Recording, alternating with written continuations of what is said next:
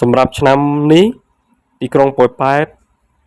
នឹងមានអ្វីនាំបងប្អូនមកប្លែកជាមួយនឹងឆាកយន្តហោះបាទបងប្អូនគឺឆាកយន្តហោះមួយនេះការចូលរួមជាមួយនឹងតារាខ្មែរនិងតារាថៃដែលចូលរួមសម្ដែងនៅក្នុងការបាទឆាកយន្តហោះមួយនេះគឺប្លែកភ្នែកមែនទែនហើយបងប្អូនដែលចង់ឃើញបាទយន្តហោះវាជាយន្តហោះពិតប្រាកដណាបងប្អូនមិនមែនជាយន្តហោះបាទធ្វើឆ្នៃពីថ្មឬអីទេគឺជាយន្តហោះពិតប្រាកដគ្រាន់តែគេយកមកកែច្នៃធ្វើជាឆាកយន្តហោះទៅវិញគឺប្លែកភ្នែកមែនទែនបើសិនជាពុកម៉ែបងប្អូនណាដែល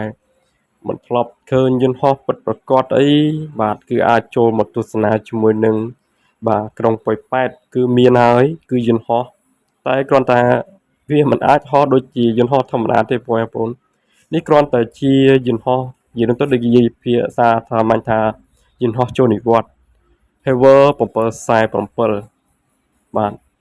គឺប្លែកមែនភ្នែកមែនទែនហើយឆាកហ្នឹងគឺធំគឺយល់ទៅប៉ោយប៉ែតឆ្នាំនេះគឺឆាកមួយនេះគឺសឹងថាវ៉ាដាច់គេហើយបងប្អូនសង្ក្រាន្តឆ្នាំនេះបងប្អូនមិនដឹងទៅណាអីអាចចូលកុំភ្លេចមកលេងនៅក្រុងប៉ោយប៉ែតនេះមកជាមួយនឹងឆាកមួយនេះធ្វើឲ្យបងប្អូនប្លែកភ្នែកសាហាវមែនទែន